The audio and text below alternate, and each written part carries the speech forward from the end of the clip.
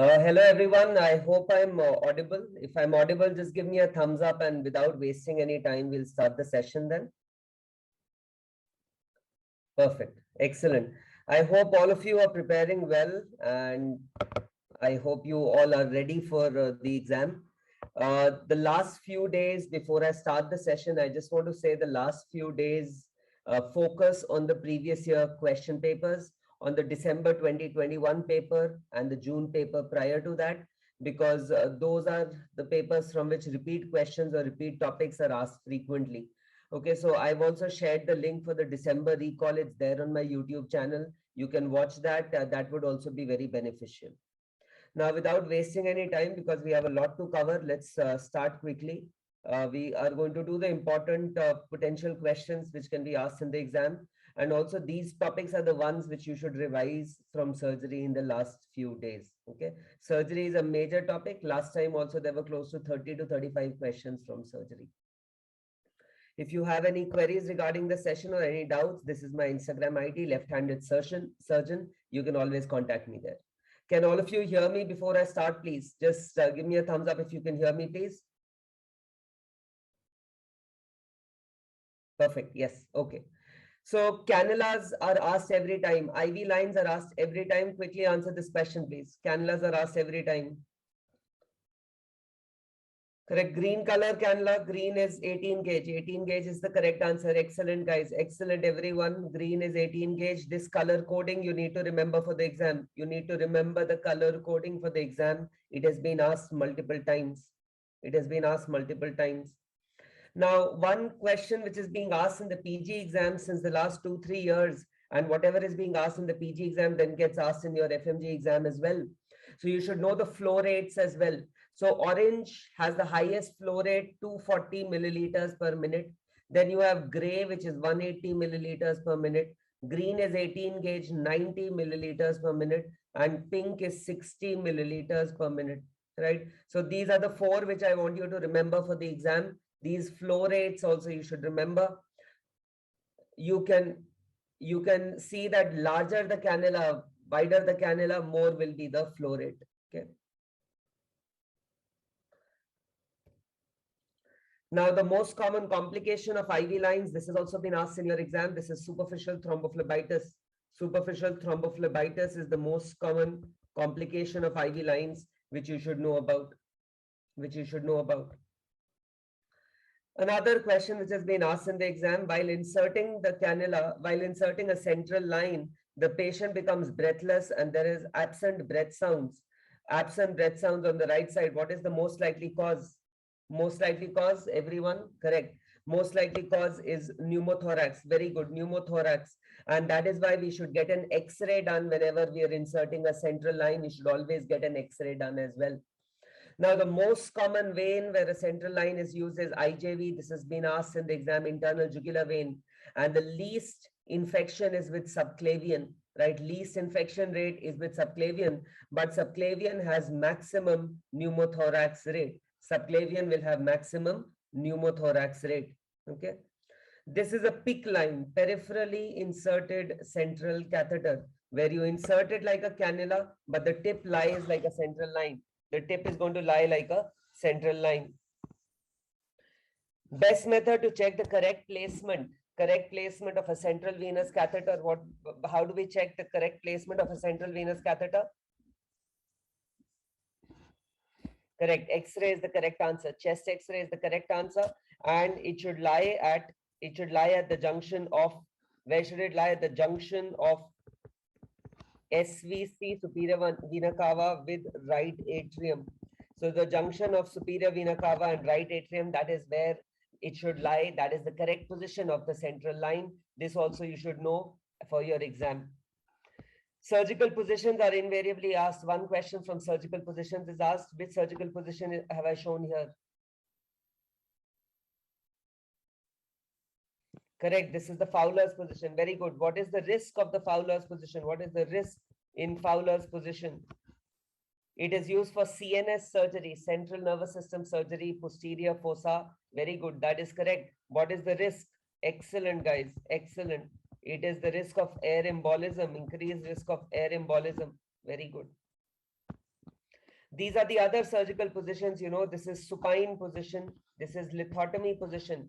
Which nerve can be injured in the lithotomy position? Which nerve can be injured in the lithotomy position?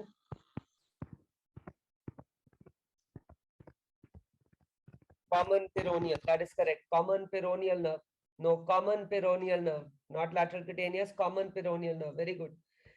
This is the lateral of the kidney position. This one is the prone position. This one is the prone position, which is used for spinal surgery. This is the prone position, which is used for spinal surgery. Okay. And this is the jackknife position.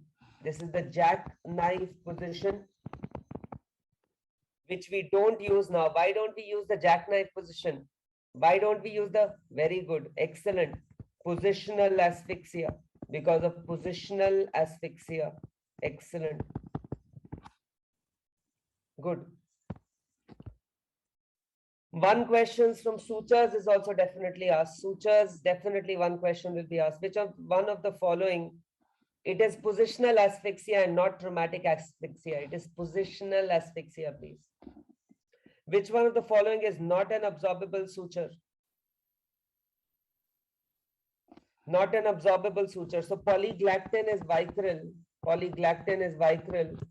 Polypropylene is proline. Polyglycopyrrone is monocryl. And polydioxone is PDS. And out of these, proline is non-absorbable. Others are absorbable sutures. Others are absorbable sutures. Correct. So this is regarding absorbable and non-absorbable sutures. This is regarding absorbable and non-absorbable sutures. Natural sutures. Natural sutures can be catgut, right? Catgut can be a natural suture. This is natural absorbable suture, which is from sheath submucosa, and it undergoes enzymatic degradation. Synthetic absorbable are monocryl. This is used for monofilament. This is a monofilament used for subcuticular suturing. Subcuticular suturing. Vicryl is polyglactin. It dissolves in 60 to 90 days. Vicryl is violet in color, dissolves in 60 to 90 days. These are non-absorbable sutures. Natural non-absorbable is silk. Synthetic non-absorbable are proline. The uses of proline are very important for the exam. I cannot promise whether I'll be able to share the PDF or not. It is best that you listen to it. If you want to click some pictures, take screenshots, you're more than welcome to do that. I will try to share the PDF, cannot promise that.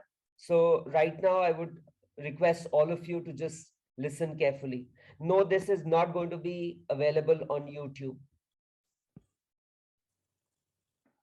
If it's not very clear, please check the internet connection from your side.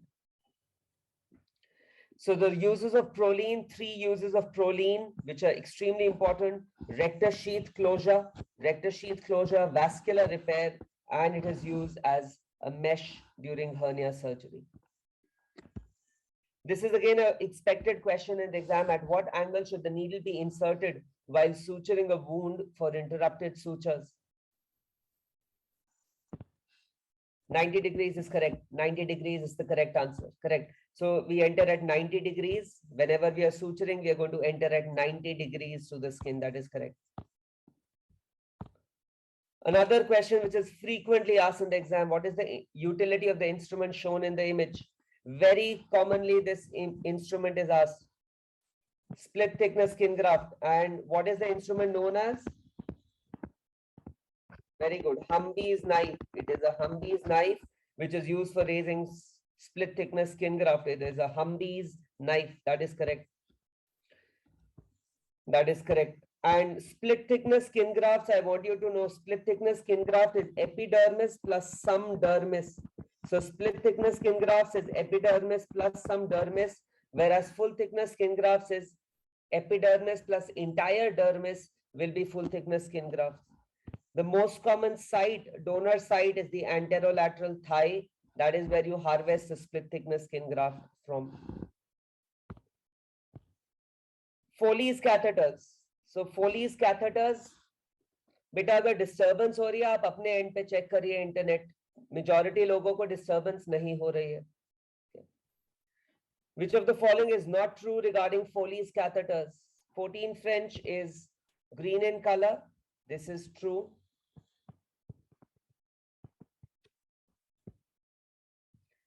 The best way to deal with the stuck Foley's is ultrasound guided puncture of the balloon. This is true. In a male patient, if the foreskin is not reposited, it can lead to phimosis. False. It can lead to paraphimosis. It can lead to paraphimosis and not phimosis. Three-way Foley's is used for clot retention. That is also correct. Okay. So it can lead to paraphimosis and not phimosis. Please remember that. So this is regarding Foley's. You can see, I just want you to remember that white is 12, green is 14, orange is 16, red is 18. I just want you to remember these four. These four you need to remember: 12, 14, 16, 18. And French in Foley's is outer circumference. Is outer circumference. Okay, please remember, French in Foley's is outer circumference.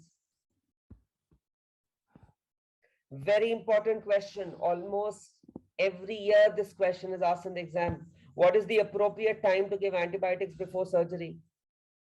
Correct. Very good. 30 minutes to 1 hour. Everyone knows this by now. Everyone knows this by now. 30 minutes to 1 hour is the best time. And prophylactic antibiotics should be given 30 minutes to 1 hour before surgery. Repeat dose in case of prolonged surgery after 4 hours. In case of prolonged surgery after 4 hours. And the best method to reduce wound infection is hand washing. Hand washing for whom? The patient or the surgeon?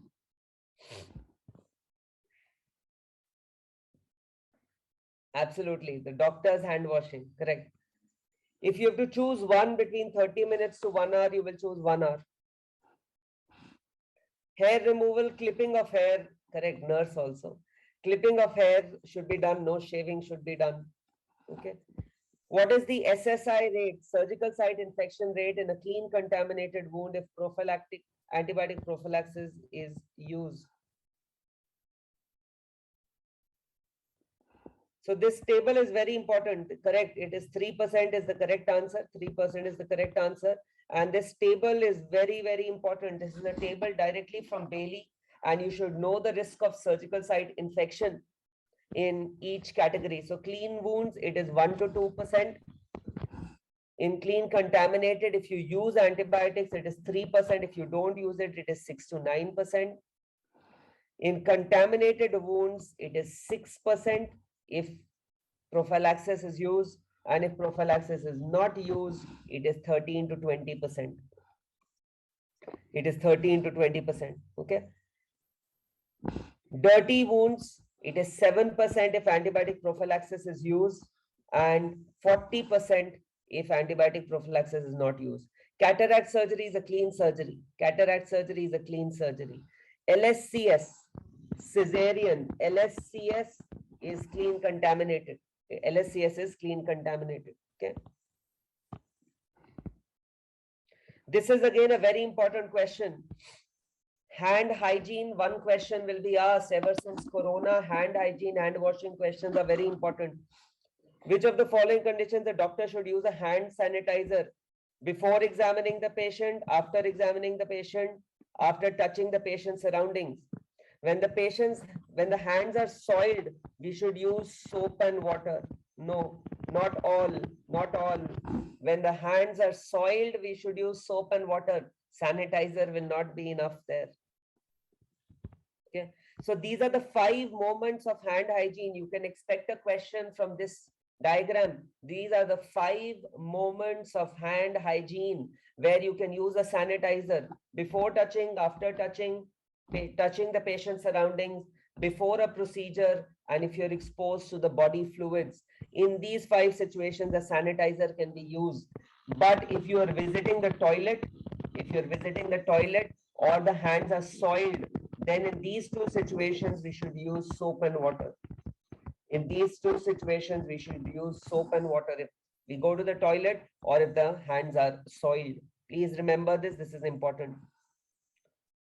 These are the correct steps of hand washing. They've been asked in the PG exams, not yet in the FMGE exam, but I've told you hand hygiene is very important.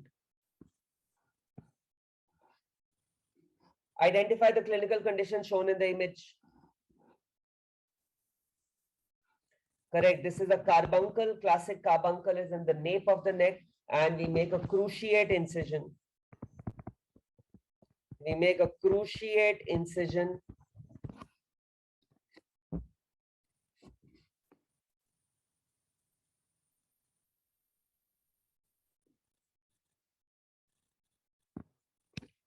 Sebaceous cyst, all of you should be able to identify. Sebaceous cyst, you should be able to identify. Sebaceous cyst has a punctum, and you should be able to identify with this punctum, you should be able to identify a sebaceous cyst.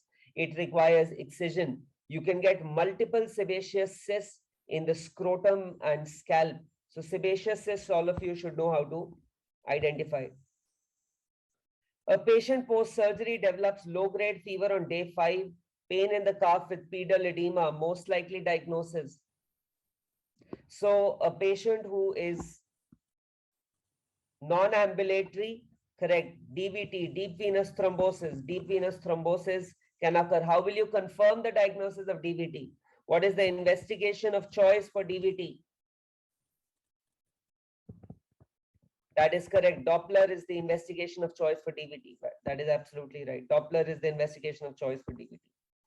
And you should know mechanical prophylaxis. These are pneumatic anti-DVT stockings.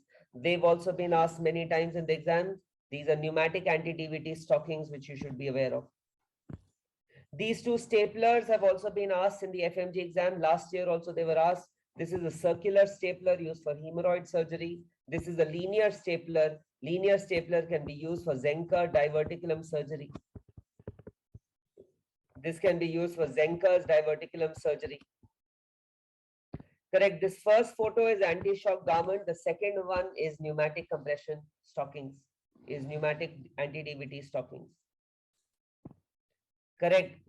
Linear stapler, Neha, you are right. It is used for Dolman's procedures in Zenker's diverticulum.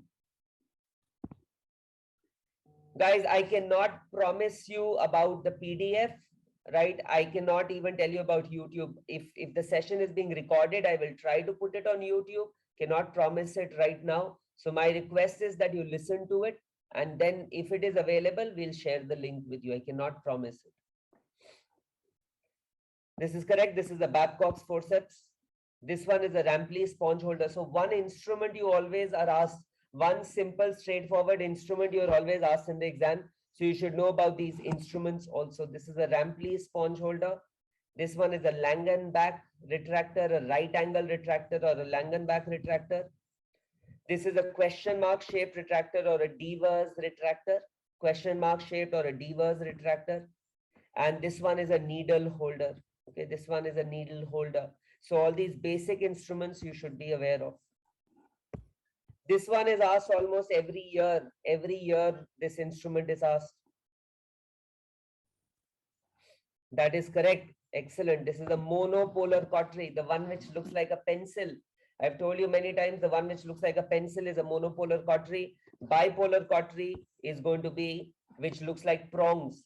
Which looks like prongs is bipolar cautery. Okay, correct. Blue is cutting, yellow, blue is coagulation. No, sorry. Blue is coagulation. Blue is coagulation. Yellow is cutting, guys. Yellow is cutting. Blue is coagulation. This is a harmonic scalpel. This can coagulate without producing heat. It can coagulate without producing heat. This one was also asked in your December exam. Identify the image shown. It's a straightforward question, correct? Tracheostomy, very good. It is a tracheostomy, straightforward question.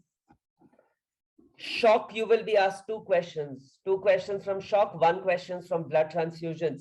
So this is a very high yield topic. So we'll do some questions regarding this. You should know two questions from shock, one question from blood transfusion. Patient has hypotension and cold clammy skin. Most common cause? Hypovolemic shock. That is correct. That is correct. Hypovolemic shock. Please remember that the best indicator to determine amount of fluid required is pulmonary capillary wedge pressure is better than central venous pressure. This question has also been asked in the exam. Okay. So pulmonary capillary wedge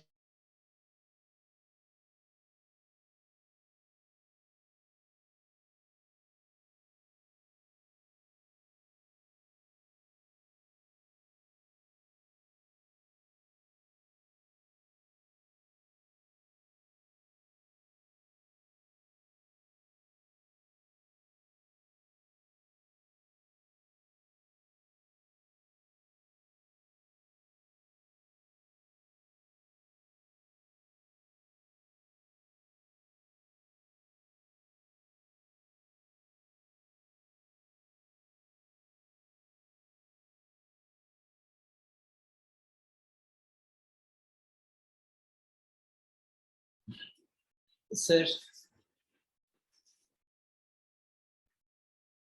Yeah, bro, checking it, sir. Checking it, sir. Hello.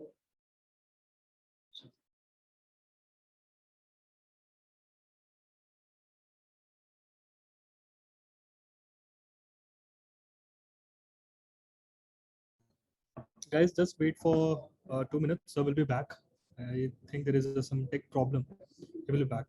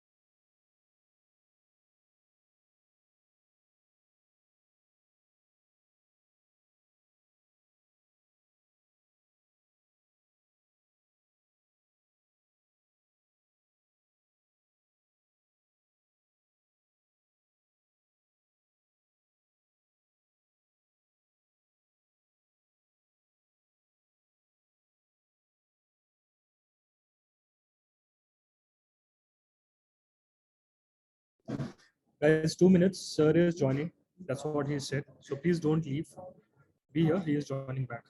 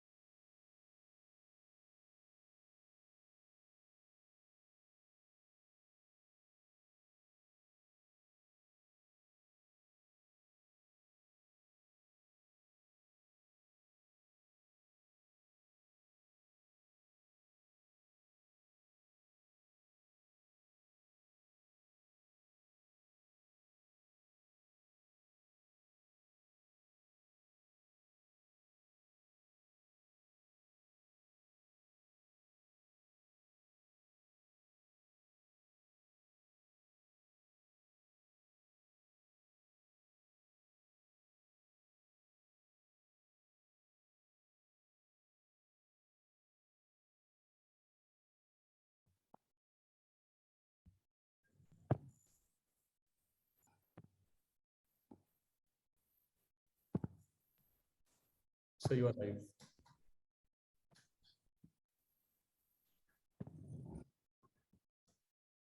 Hi everyone, I'm sorry for that. All of a sudden there was a thunderstorm, so just facing some internet issues. I'm very sorry. I hope I'm audible to everyone now.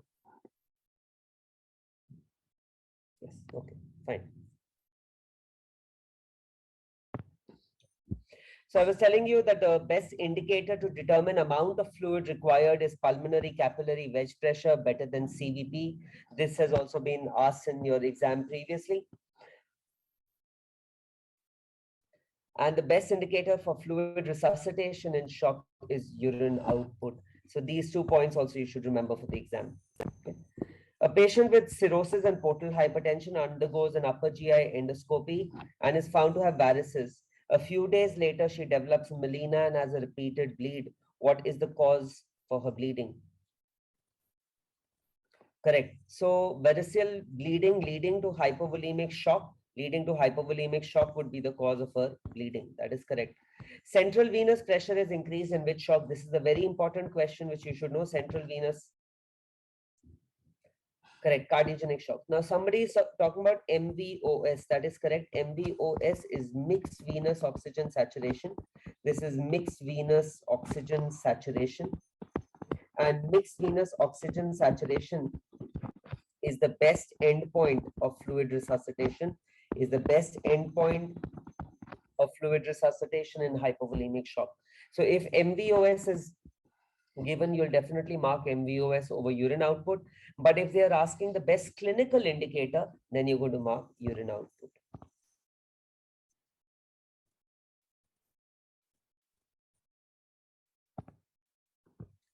This is again a very important question. A 70 kg male comes to the emergency following a stab injury to the abdomen, and his pulse rate is 110, BP is 90/60. What percentage of blood volume has he lost? So always remember, when there is hypotension, the patient has at least class 3 shock. And if there is class 3 shock, you're going to remember it as the scoring of a tennis game. So class 3 would be close to 30 to 40. Class 3 would be close to 30 to 40%. So this is the summary for hypovolemic shock, which I want you to remember, that in class 2 shock, systolic BP will remain normal. There will be tachycardia, heart rate will be raised, but systolic BP remains normal. This is known as the compensated phase of hypovolemic shock. So if you read any question where there is tachycardia, but the systolic BP is normal, that means we are dealing with a class 2 shock. Class 3 shock would be when systolic BP falls for the first time. That is class 3 shock. And class 4 is when most of the parameters are unrecordable. That is class 4 shock. The capillary refill time is prolonged in all classes of in all types of shock except capillary refill time prolonged.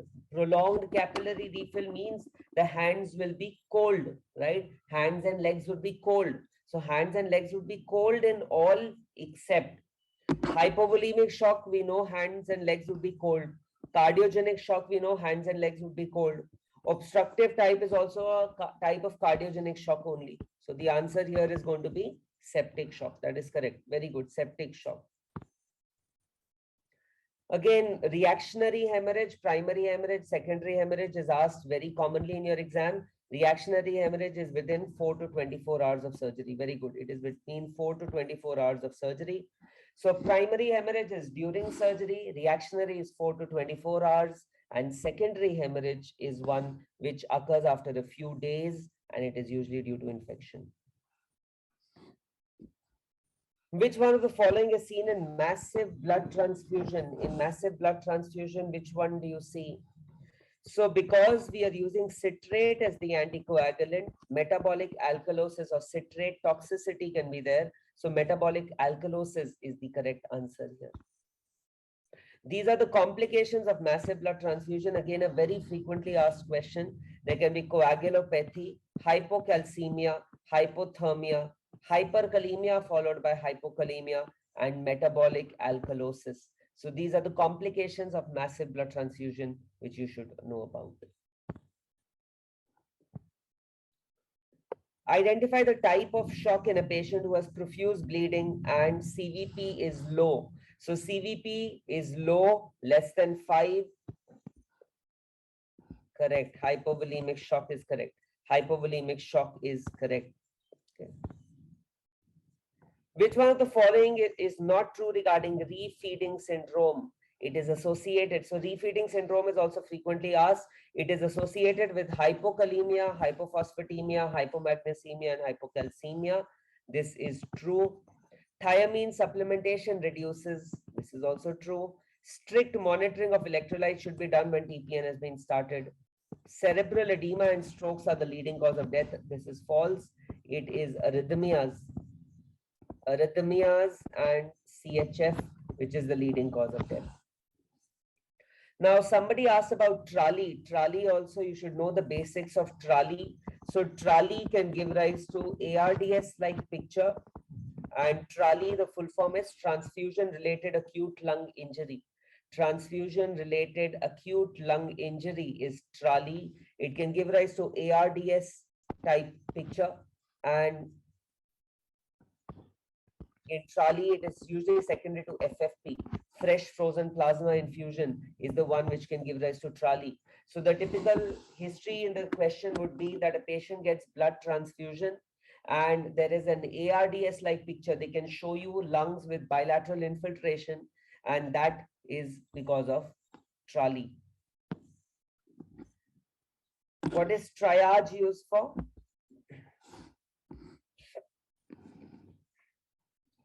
Correct. Triage is used to classify priority of treatment. That is absolutely correct. Triage is used to classify priority of treatment. There is a 4 color-coded system. Red is high priority for transfer. Yellow is medium priority. Green is ambulatory patients. And black are dead or moribund patients. Okay. So you should know the color coding in triage. This is also frequently asked in the exam.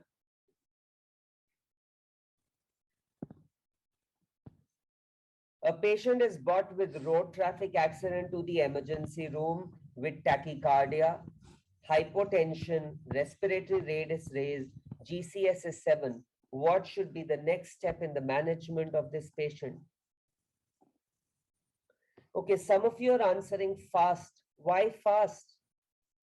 They have not mentioned that this patient has abdominal trauma. So why will you do fast here? Here the GCS is 8 or less than 8. And we know if the GCS is 8 or less than 8, it is a sign of airway compromise. And always remember, it is always A, B, C, D. So A, if the patient is unable to speak, and if the GCS is less than 8, then first thing which we will do is airway intubation. So don't make a mistake in this. Always remember, primary survey is ABCD plus life-threatening injuries. And in ABCD, A, indications to achieve an airway. If the patient is unable to speak, GCS is 8 or less than 8, there is severe maxillofacial injury or there is coma, then first get an airway in place. A patient presents to the emergency room after road traffic accident and he sustains blunt trauma to the abdomen. Which should be the initial step? Anup, so whenever we deal with a trauma patient, it is always ABCD, right? But if it's a cardiac cause, then we do CAB, right? So supposing the question says that you are working in an office space and one of your colleagues suddenly collapses, that is a CAB scenario. But in a trauma patient, because of accident, we always take care of ABCD. So what do we do here? We start resuscitation with IV crystalloids. And once you've done resuscitation, which investigation will you do in this patient? Blunt trauma, unstable blunt trauma. Correct. Now fast. Correct. Very good. Very good. Excellent. So always remember, now we are giving 1 liter of fluid instead of 2 liters. 1 liter of fluid instead of 2 liters is being given. GCS also is very important for your exam. GCS has been asked frequently. So you need to remember the GCS scoring. A patient who is admitted with road traffic accident is put on mechanical ventilation. He opens his eyes to verbal command. So E would be E3, verbal command. V, he's on ventilation. He cannot speak. So VNT, NT is non-testable. NT is non-testable. And M6. So E3, VNT, M6 will be the correct answer. You should know the GCS score. This GCS scoring you should remember for the exam. It is very, very important. Okay. Now, two scenarios, either cardiac tamponade will be asked or tension pneumothorax will be asked. So please, either tension pneumothorax or cardiac tamponade, 100% it will be asked in the exam. You should know about it. Okay. An adult patient following a road traffic accident comes with subcutaneous emphysema. On auscultation, there is no air entry on the right side. Vitals are unstable. What will be your immediate management in these patients? Correct. So if you're suspecting, what are we suspecting here? Tension pneumothorax. And in tension pneumothorax, we are going to put in a wide bore needle in the fifth intercostal space. That is what we will do initially. That is correct. So please remember that needle decompression now is done in the fifth intercostal space, just anterior to the mid-axillary line. But in children, it is still done in the second intercostal space in the mid-clavicular line, right? In children, it is still done in the second intercostal space in the mid-clavicular line. In adults, it is fifth intercostal space, mid-axillary line where it is done. An adult patient comes with blunt trauma to the abdomen. He is complaining of left upper quadrant pain and vitals are unstable. What is the next step in the management? Correct. We'll carry out FAST. You should all know the full form of FAST. FAST full form has been asked in the exam. It is focused assessment sonogram. It is focused assessment sonogram in trauma. Focus assessment sonogram in trauma. This full form has been asked, and in FAST, the probe is kept at 4 places. We keep it in the epigastrium, then the right hypochondrium, then the left hypochondrium, and then the pelvis, right? E-FAST is extended FAST, where we even focus on the thoracic cavity.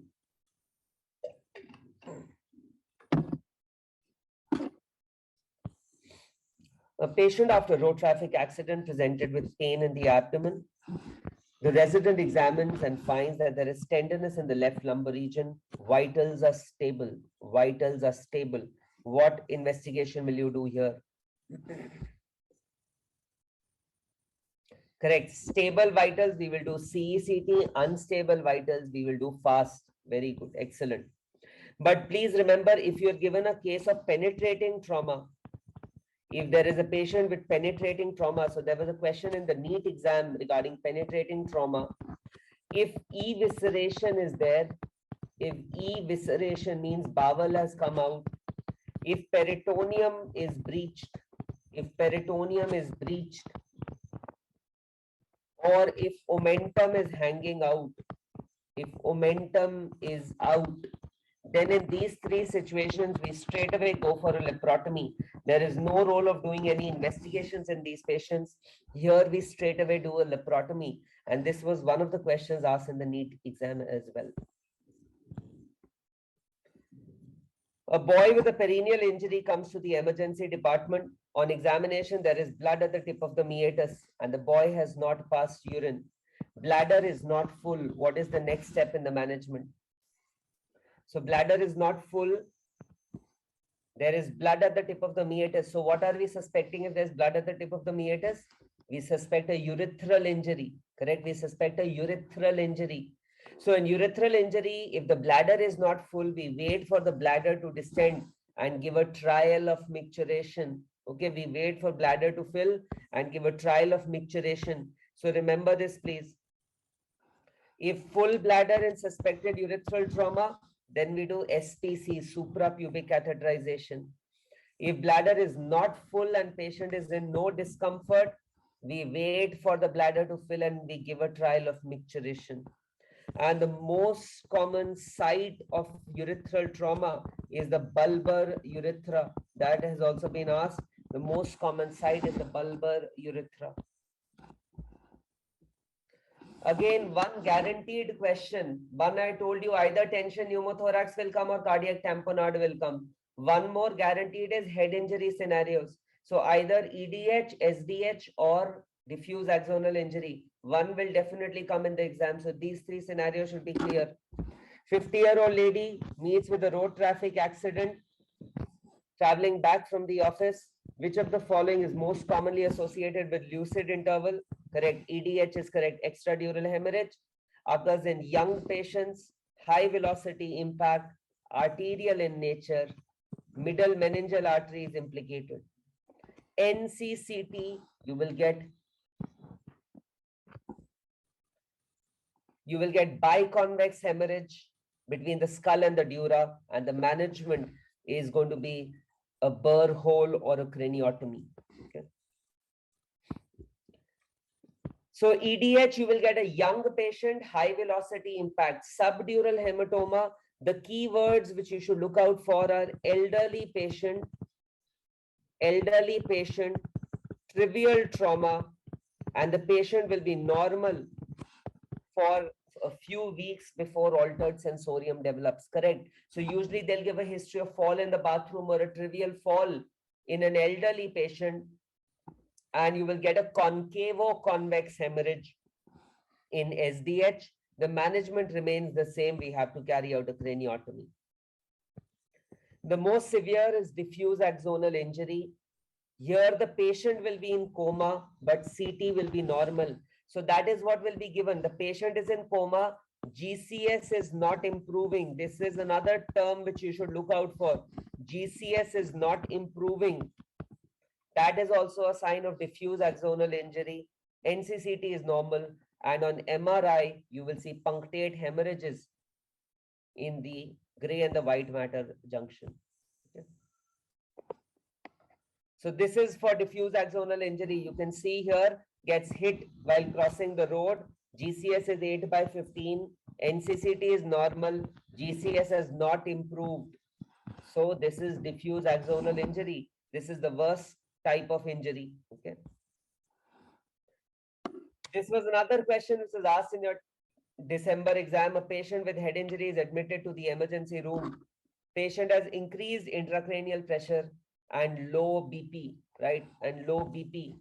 Which one of the following drugs will be useful in this patient? Mannitol. Okay. But you should know one thing, Cushing reflex. So Cushing reflex is seen in patients with head injury.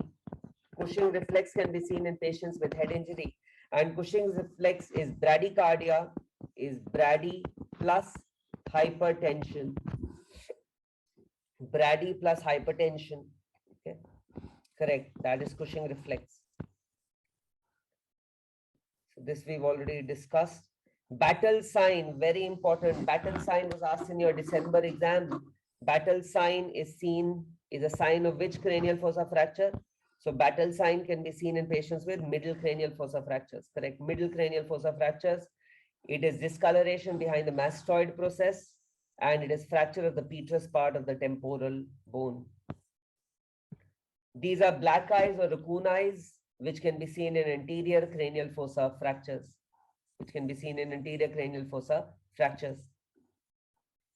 A patient presents to the emergency room with the worst headache of life, subarachnoid hemorrhage. Thunderclap headache or worst headache is subarachnoid hemorrhage. That is correct. A patient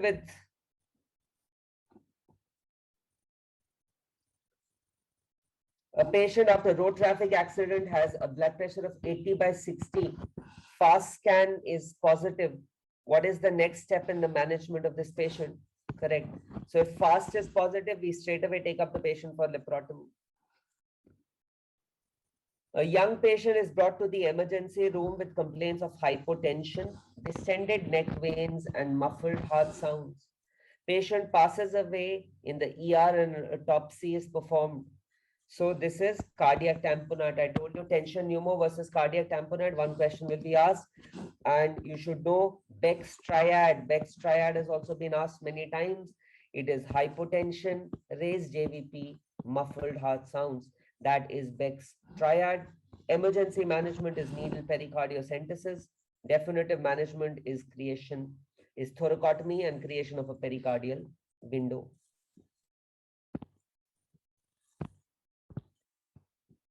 Chronic smoker undergoes major surgery under general anesthesia. Suddenly, the vitals become unstable and breath sounds are not heard.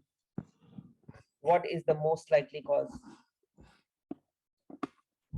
I will share the PDF. I have no problems, but it will not be a marked PDF. I mean, whatever I'm marking, the answers and all might not be there. Whatever I'm writing might not be there. Whatever is already written on the slides, I will try to share the PDF with you. So don't worry, but please listen to what I have to say. The topics which I'm mentioning, the questions which I'm showing you are very important. So please listen to it. I will try to share the PDF. Okay. No, this is not ARDS. This is not ARDS. This is a chronic smoker. So chronic smoker can have COPD and there will be blebs which will be there. And when blebs are there, these blebs can rupture and that can give rise to pneumothorax.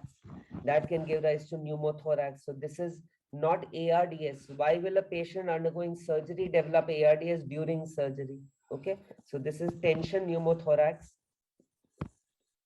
which you should remember. Which of the following is an indication for laparotomy in a patient of penetrating abdominal trauma? This I've already told you, penetrating abdominal trauma.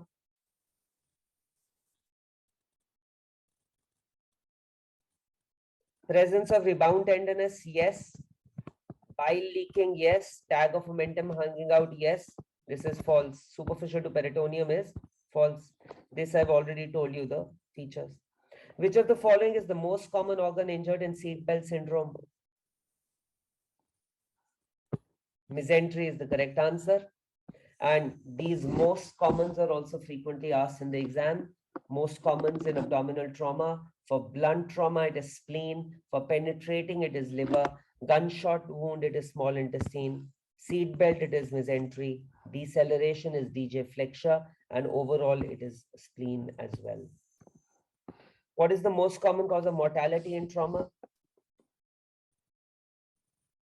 Female driver. Why will it be different for a female driver? Why will the organs be different for a female driver? Doesn't a female driver have spleen? So head injury is the correct answer. That is correct. Head injury is the correct answer.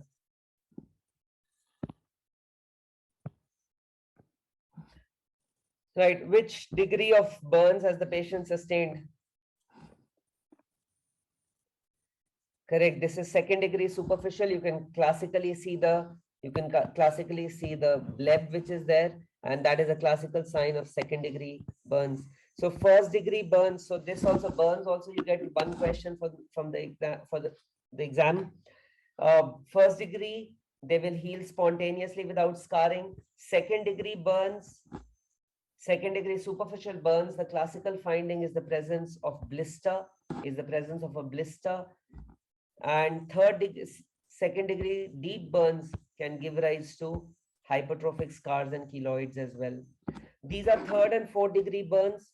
Third degree burns involve subcutaneous tissue. Fourth degree burns involve the muscle layer, and you can see that they appear black and charred. They appear black and charred. What is the most? They are painless. Very good. They are painless. That is correct. The most important factor that predicts mortality in burns. The most important factor that predicts mortality in burns is the inhalational injury. That is correct. That is correct. Inhalational injury is correct. You should know the Wallace rule of 9 as well. There was one question in the NEET exam also, Wallace rule of 9. You should know that for your exam. No, Parkland's Mandar is not 4 into body weight. The new Parkland's formula is 2 into body weight into total body surface area. So the new formula is 2 into body weight. The Parkland formula has been updated. It is no longer 4. Please remember that. It is 2 into body weight, please. Only for electrical burns, it is 4. This is again a guaranteed question. Bed sore, one question is guaranteed asked in the exam. Bed sore is very important. This is a grade 4 bed sore. This was asked in the NEET exam as well. You should know this. The most common site of bed sore is ischium. Most common site is the ischium, and you require a pressure more than 30 millimeters of mercury. Faizan, these PG exam questions are also asked in FMG exam, right? I'm not fond of showing you PG exam questions. All these have been asked in your exam as well. So it is better you study about them. No, we don't do a fasciotomy, Chand. We don't do a fasciotomy for a bed sore. Okay. So these are the 4 grades of bed sores, which are the same as burns, which you should remember. Okay. What is the best management for the wound shown in the image? This is an abrasion. This is an abrasion, and we clean and leave it open. You should also know about a VAC dressing. VAC dressing has also been asked in your exam. VAC is negative pressure dressing. VAC is negative pressure dressing. Minus 120 millimeters of mercury pressure is there. That is VAC or negative pressure dressing, which you should know about.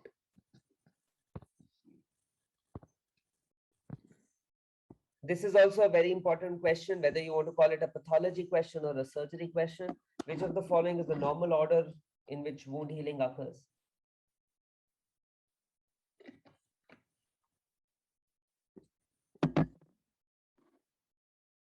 That is correct. Hemostatic, inflammatory, proliferative, and remodeling. Hemostatic, inflammatory, proliferative, and remodeling.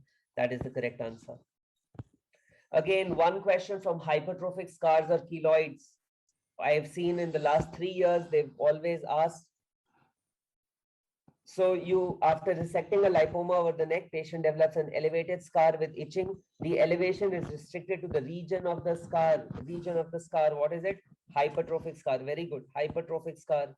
So keloid will grow beyond the boundary of the scar, whereas hypertrophic scars will remain within the boundary of the scar. These are the differences which you should know about.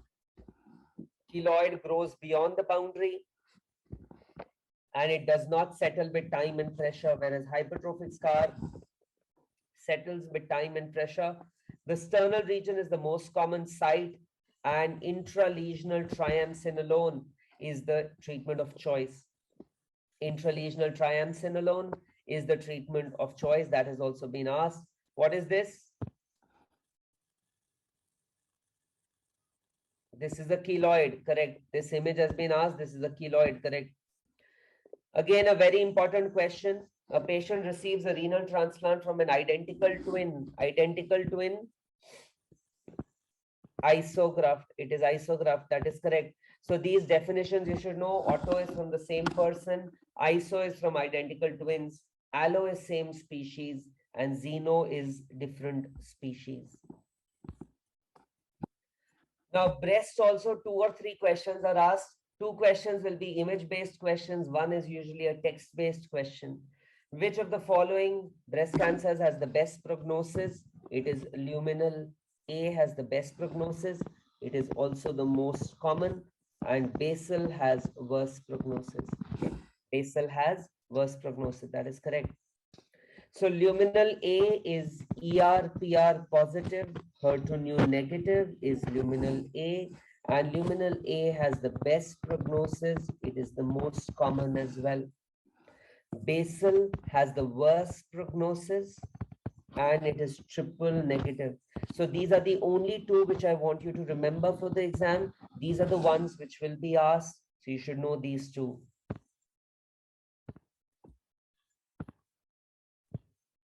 A 35-year-old lady came with a single mobile lump in the right breast, measuring 2 into 2 centimeters. It was firm in consistency. Family history of breast cancer is positive. So what is the diagnosis? First of all, please tell me the diagnosis.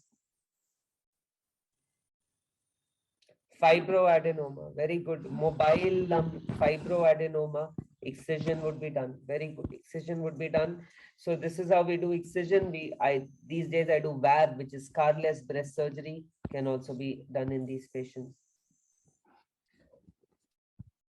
3 days after delivery, 25-year-old lady comes with a tender fluctuant mass on ultrasound. Pus is present, collection is present. What do we do?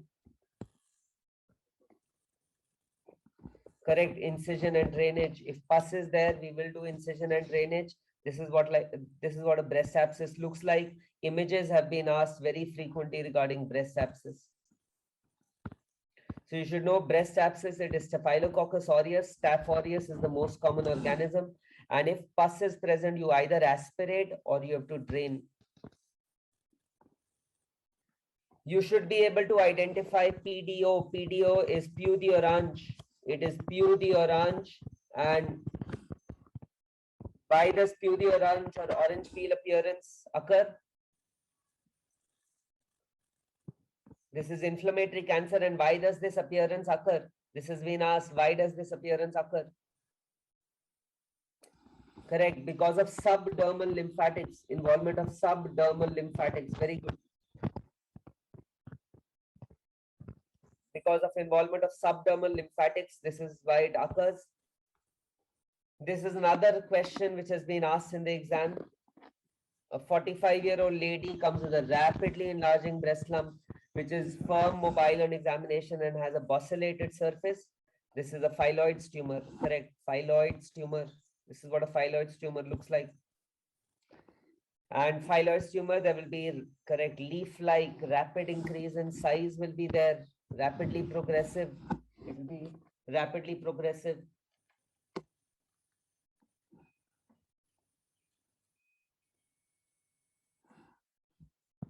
Right. Surgery here is going to be we either do lumpectomy or we do a mastectomy in these patients.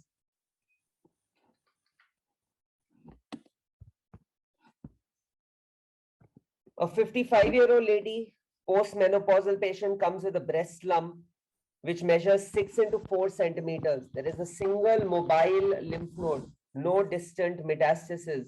What is the management? This is cancer and it is 6 into 4 centimeters. So this is LABC. You should know the definition of LABC, locally advanced breast cancer. Definition you should know. It is very important for the exam. Locally advanced breast cancer or LABC is T3N1M0, any T4, any N2, any N3 with M0. And in all these patients, we will give neoadjuvant chemotherapy first. Neoadjuvant chemotherapy followed by mastectomy followed by radiotherapy. Now, please remember staging. Staging, I just want you to remember for 2 cancers, breast and oral cancer. So just 2 cancers, I want you to remember the staging, breast and oral cancer. Please revise the staging. So this is neoadjuvant chemotherapy followed by modified radical mastectomy. This you should know for your exam. I'm talking about surgery, gynae staging. You should ask the gynae faculty, please.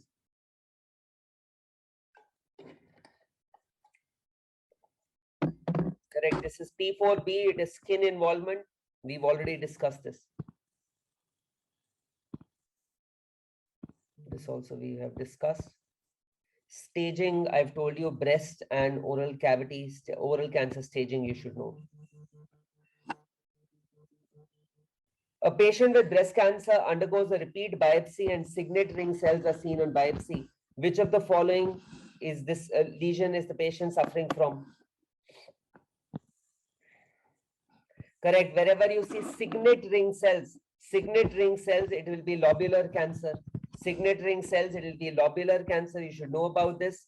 And the histopathological slide has also been asked. This is known as a single file or Indian file pattern. This is a single file or an Indian file pattern, which you should know about. This has also been asked in the exam. Again, we've already discussed this. This is a breast abscess. We've already spoken about this as well. This was another question which was asked in your December exam. A patient underwent surgery for breast cancer 4 months back. So the time duration is very important. Just 4 months has been the time since surgery.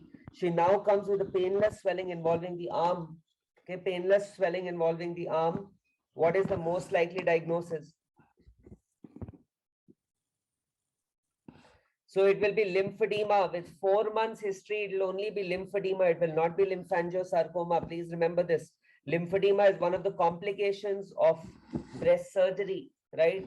Most common cause of upper limb lymphedema is post-mastectomy lymphedema, right? Is post-mastectomy lymphedema. It will develop few months after surgery. More chances with axillary lymph node dissection as compared to sentinel lymph node biopsy. I'm coming to nerve injury. Very good question you're asking. I'm coming to nerve injuries. Nerve injuries are being asked very frequently these days. I'm coming to that. Before that, you should know if it's a long-standing lymphedema. If it is long-standing lymphedema more than 8 to 10 years, so time is important, 8 to 10 years, then it is lymphangiosarcoma or Stewart-Treves syndrome. So there are two separate questions. I don't want you to get confused, please. Okay. These are local recurrences following breast cancer surgery, and this local recurrence is known as cancer in cuirass. This is known as cancer in cuirass. These drains, you should remember, this is a Romovac drain, which is a closed suction drain. This is a Romovac closed suction drain, which you should remember. It has been asked in very many exams. You should know about this. This is a smaller version of that drain known as Minivac. This one is used for abdominal surgeries. This is a Jackson-Pratt or the JP drain. Jackson-Pratt is used for abdominal surgeries. This is also a closed drain. We've already done. Yes, a patient following breast cancer surgery comes to the clinic with an abnormality shown in the image. Which nerve has been injured in this patient?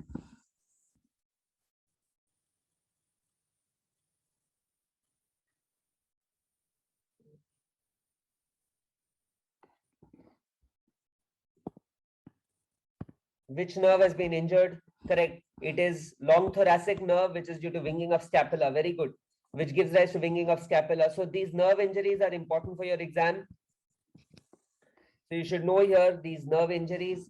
Most commonly injured nerve is the intercostobrachial nerve, ICBN, and it will give rise to sensory abnormalities in the axillary region. It will give rise to sensory abnormalities in the axillary region.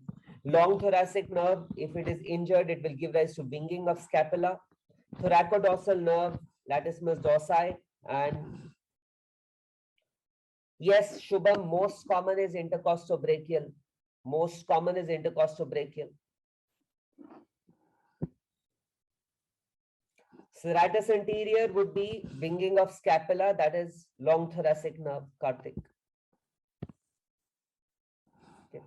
This is a Mondor's cord. This also you should know about. This is Mondor's disease. This is a cord-like swelling which can be seen. This is thrombophlebitis of the chest veins.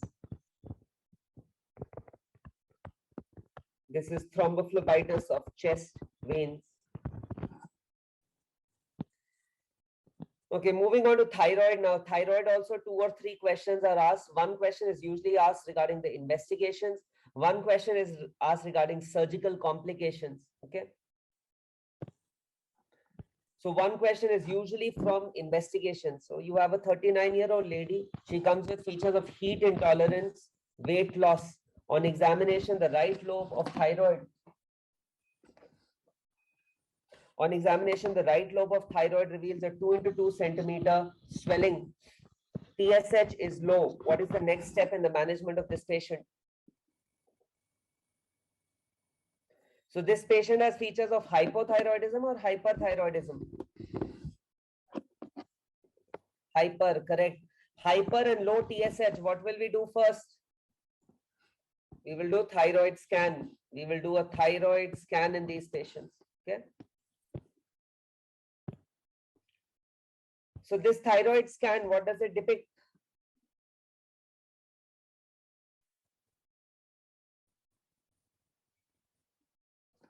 Correct. This is plumber's disease or toxic nodular goiter. You can see multiple hot nodules. This is plumber's disease or toxic nodular goiter. In Zuska's disease, you will prefer Hadfield's procedure. Whomsoever asked that question, in Zuska's, you will prefer. Yes, in Zuska's, we'll do Hadfield's procedure. So this is a normal thyroid scan. What are the abnormalities in a thyroid scan you should know about? So you should know about a cold nodule and a hot nodule. Cold nodule, you can see that the entire gland is taking up the contrast, but this one particular nodule is not taking up any contrast or any iodine. This is a cold nodule or a non-functioning nodule. Correct, non-functioning nodule and cold nodule have higher risk of cancer. 20% can be cancerous. Hot nodule, this is a hot nodule or a hyper-functioning nodule. This is a solitary toxic nodule. Okay, so hot and cold, I've told you. This one is toxic nodular goiter, where you can see multiple hot nodules. This is toxic nodular goiter or plumber's disease. Okay, I will just tell you, Ishan, and let me just tell you about thyroid investigations. Just 1 second, I'll tell you about thyroid investigations. How do we go? So please remember, the first investigation in thyroid is always thyroid function test. That is the first investigation in thyroid. The investigation of choice in thyroid is FNAC, is fine needle aspiration cytology. If TSH is low and hyperthyroid features are there, then we will do a thyroid scan.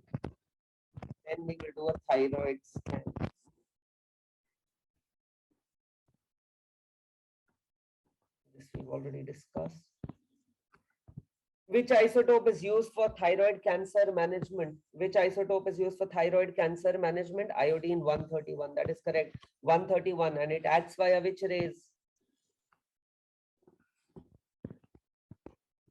Beta rays. No, guys, beta rays. Acts via beta rays. And half-life is 7 to 8 days. Very important slide. This is also frequently asked. So either papillary carcinoma thyroid slide is asked or medullary carcinoma thyroid slide is asked. Papillary carcinoma, you will see orphan aniide nuclei, or you will see samoma bodies. So papillary thyroid cancer and medullary thyroid cancer slides are very important. So you can see orphan aniide nuclei here, and this is papillary thyroid cancer. This is papillary thyroid cancer, which is the most common thyroid cancer, and it has the best prognosis. Again, you can see a better slide of papillary carcinoma thyroid, where you can see orphan aniide nuclei. Medullary thyroid cancer, I don't have the slide, but medullary thyroid cancer, you will see amyloid-rich stroma. In medullary thyroid cancer, you will see amyloid-rich stroma. So this amyloid will be visualized as pinkish material. It will be visualized as pinkish material. So they will give you a question that an FNAC is done, and you will see this pinkish material on a slide. Which cancer are you dealing with? You're dealing with medullary carcinoma thyroid, and calcitonin, yes, is a tumor marker for medullary carcinoma thyroid. A patient with a thyroid disorder comes with high TSH and high anti-TPO antibodies, anti-TPO, anti-thyroid peroxidase antibodies, Hashimoto's thyroiditis, correct. So Hashimoto's thyroiditis is the most common type of thyroiditis. It is autoimmune. And here you are going to get antibodies against the thyroglobin, thyroid receptor, and thyroid peroxidase enzyme.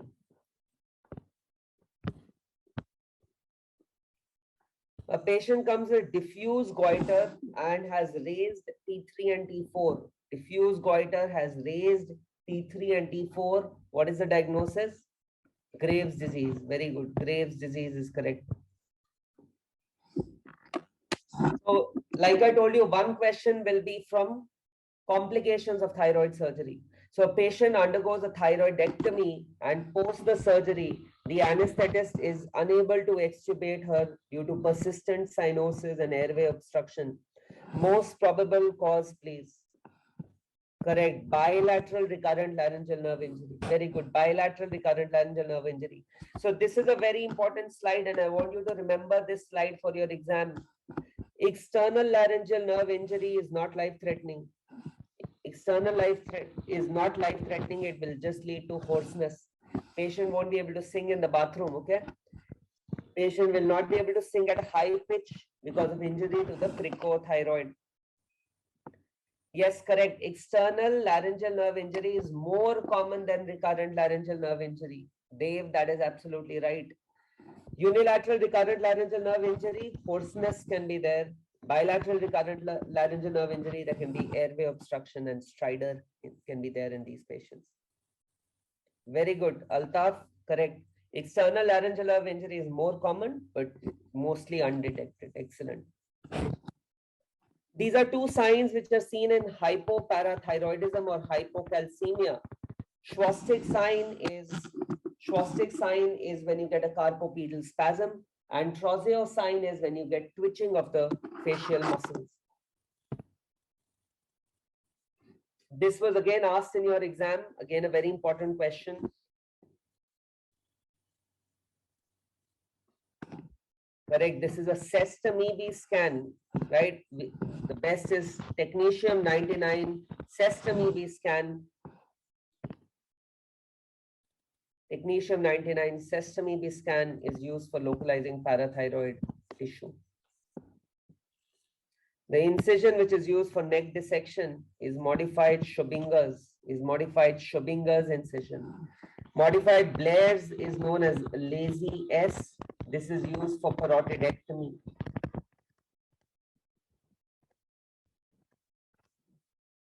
Stewart's incision is used for MRM. ELN injury, nothing. We just give steroids to see if that is getting better or not. Otherwise, nothing is to be done.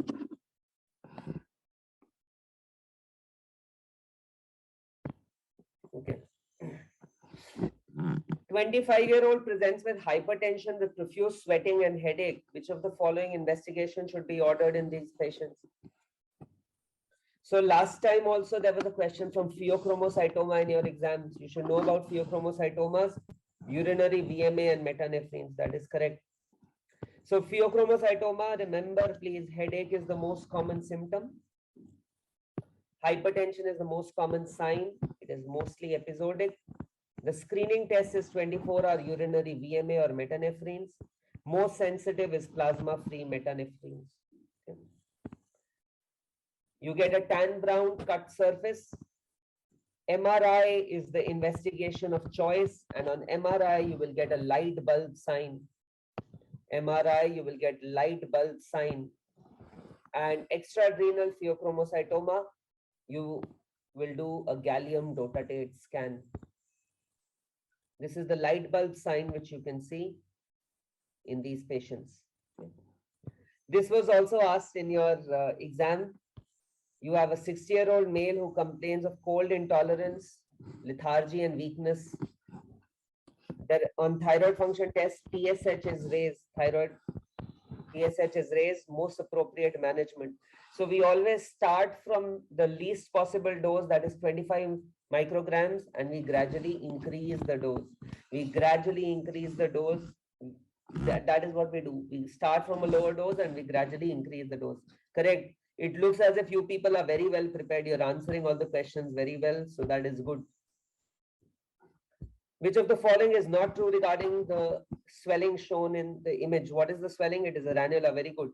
It is a mucous extravasations. That is true. It is brilliantly transilluminant. It is true. Treatment is marsupialization. That is also true. It is related to submandibular gland. That is false. It is related to the sublingual gland. So ranula is a mucous extravasation cyst. It is fluctuant and brilliantly transilluminant. Incision and drainage should not be done in these patients. Marsupialization should be done, and it involves the sublingual gland. We can do excision also. Navneet, we can even do excision. So either excision or marsupialization can be done. Okay. Plunging is both submandibular and sublingual. Soham, that is absolutely right. Recurrence and excision would be less. Karishma, recurrence and excision would be less. And what is the most common nerve injured when we are doing granular surgery? Lingual nerve. Very good. Most common nerve injured is lingual. Excellent. Lingual nerve. That is correct.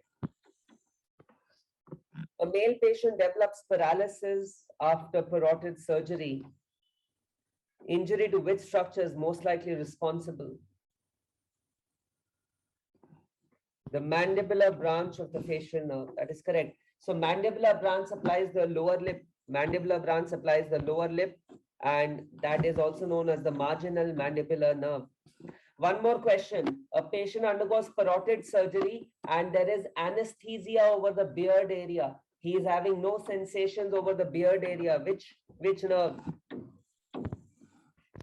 Which nerve? Greater auricular. Very good. Greater auricular nerve. No sensation over the beard area. Greater auricular nerve. Very good. That's correct. And Frey's syndrome. Frey's syndrome is gustatory sweating. Which nerve? Auriculotemporal. Very good. Auriculotemporal. Excellent, guys. Good. So again, one question from oral cancer is definitely asked in the exam, whether it is regarding the risk factors or it is regarding oral cancer diagnosis or staging itself. You should know about this. This one is a whitish patch and this is known as leukoplakia, right? This one is leukoplakia, whereas this is candidiasis. And you can see the difference that in candidiasis, you have a reddish border around the patch. In candidiasis, you have a reddish border around the patch and you can rub it off. Leukoplakia, you can't rub it off. This is erythroplakia. This is a red patch. Erythro means red. This is a red patch. Yes, leukoplakia can be seen in tobacco eaters. This is oral submucous fibrosis. The patient is unable to open his mouth. There is submucous fibrosis. This is betel nut hypersensitivity. Very good. Correct. Most common site of oral cancer overall is the oral cavity. It is the oral cavity. That is correct. And in India, it is the buccal mucosa. In the world, it is the lateral border of tongue. RMT is retromolar trigone. RMT is retromolar trigone. Retromolar trigone is a triangular space which is present behind the molars, and there you can miss it out. Yes, and in India, buccal mucosa. All over the world, it is the lateral border of tongue. Okay, vascular system. Vascular, again, is important. Two questions from vascular surgery are usually asked. One is regarding arterial, one is regarding venous. That is how the mix is. They ask you questions. Male patient coming with smoking, blackening of the index finger. What is the most likely? Berger's disease. Very good. Berger's disease is linked with smoking. 50-year-old lady underwent orthopedic surgery of the lower limb for which she was bedridden for 3 days. She develops breathlessness and suddenly was brought to the ER. Most likely diagnosis, please.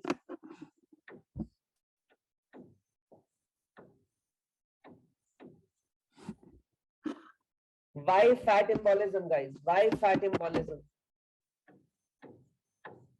She underwent a hip replacement or a knee replacement. Why fat embolism? There wasn't any fracture. Just because orthopedic surgery is given, why are you going towards fat embolism? So fat embolism, there will be a history of long bone fracture, right? It will be 48 to 72 hours later. There will be petechial hemorrhages which will be seen. None of that has been mentioned here. The patient is bedridden. Here the patient is bedridden. We discussed earlier also, bedridden will be DBT. I hope this is clear. Mohil, I know these are confusing, which is why I'm trying to clarify. The key words which you need to look out in fat embolism will be petechial hemorrhages, long bone fracture, and usually 48 to 72 hours. They'll give that in the axilla there are petechial hemorrhages. Here nothing of that sort is mentioned. Here the patient is bedridden, so DVT risk.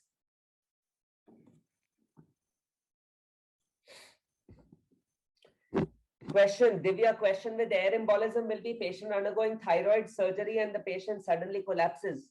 That is a typical history of air embolism. Or hysteroscopy is being done by gynecologist, patient suddenly collapses, air embolism. So the CEAP grading you should know about. The CEAP grading is very, very important for the exam. It's been asked in your exam also, and especially these skin changes, pigmentation, lipodermatosclerosis, coronaphlebectasia, all these you should know. These are thread veins. These are thread veins which are less than 1 millimeter. This is coronaphlebectasia or malleolar flare. Coronaphlebectasia or malleolar flare is when you have fan-shaped pattern of telangiectasic veins which are less than 1 millimeter. That is known as coronaphlebectasia or malleolar flare. This is lipodermatosclerosis. This has also been asked in your exam. This is lipodermatosclerosis. You get an inverted champagne bottle appearance. You get inverted champagne bottle appearance.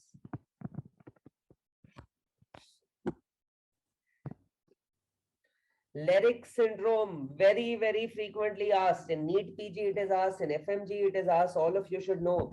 Lyric syndrome is when there is a block at the aortic bifurcation. Aortic bifurcation block. You should know that whenever there is an aortic bifurcation block, these patients are going to come with gluteal claudication. Gluteal pain, gluteal claudication, that is the earliest feature of Lyric syndrome. And there will be, these patients can also have impotence.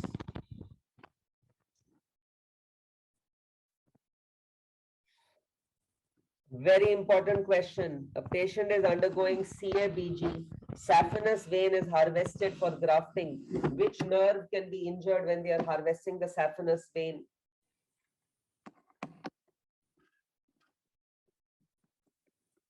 So saphenous vein, great saphenous vein is linked with the saphenous nerve. The great saphenous vein is linked with the saphenous nerve. So these nerve related questions you will definitely be asked. At least 2 questions regarding nerve related complications will be asked in surgery. So I've told you for breast surgery, thyroid surgery, oral surgery, and now for varicose vein surgery also. Sural nerve, correct, is with the short saphenous vein. Sural nerve is with the short saphenous vein. That is correct. This is a repeat question. This was asked in your exam in the first part of 2021.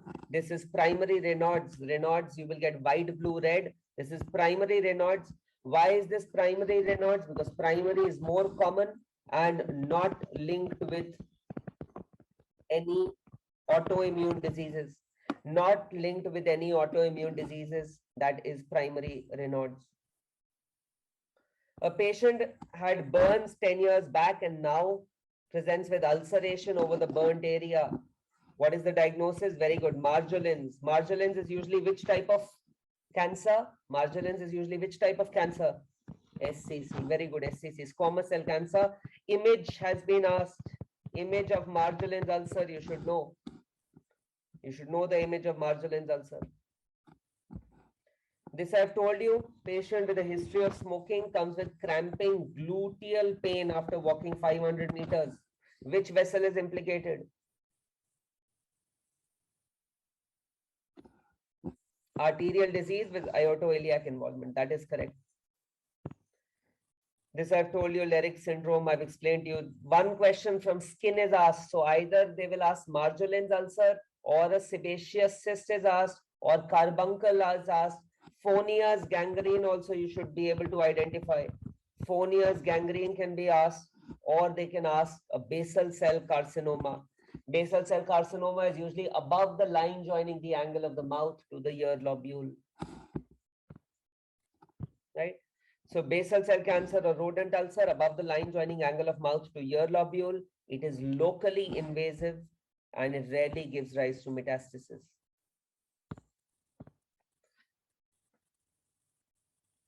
A lady with atrial fibrillation presents with sudden occlusion of the arteries. Which of the following signs has a poor prognosis? So paralysis, correct? If paralysis develops, that is poor prognosis. Paralysis develops, that's a poor prognosis. A patient undergoes prolonged surgery and is bedridden for a long period. Surgeon examines her lower limb and is found to have Homan sign positive. What is your diagnosis? Homan sign positive? DVT, correct. DVT. So two signs can be done and you should know it is mostly unilateral. Patient can come with pain or limb edema. Homans and Moses are the two signs. Homans is dorsiflexion of the foot. Moses is squeezing of the calf. And the investigation of choice has also been asked. It is a duplex scan. Which type of ulcer is this? Correct. It is a venous ulcer which is present over the medial malleolus or the gaiter area. Medial malleolus or the gaiter area. That is correct. Prophylactic CNS radiation is given following which cancer? Carcinoma lung, correct. Carcinoma lung, this was asked last year in your exam. There's high incidence of brain metastasis in carcinoma lung. That is why patients with stage 2 and stage 3 can be given prophylactic CNS radiation. Which one of the following is the investigation of choice for pulmonary thromboembolism?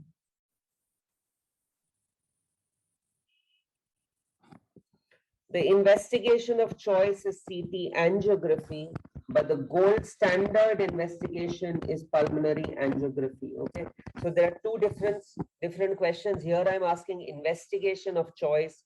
So here it is going to be CT angiography. Here it is going to be CT angiography. What is the cause of cannonball metastasis on the chest X-ray? Lung metastasis. Very good. Lung metastasis. What is the preferred treatment for the condition shown in the image? What is the condition? What is the condition, guys? Dermoid cyst. Very good. Dermoid cyst. Why are you saying incision and drainage in dermoid cyst? Why incision and drainage in dermoid cyst? We have to do surgery. Excision has to be done. No incision and drainage, guys. No incision and drainage. Correct. We rule out intracranial spread, but we carry out surgery then. Okay. So these were the details. These is where I've covered general surgery, endocrine surgery, vascular surgery, and trauma. I've covered.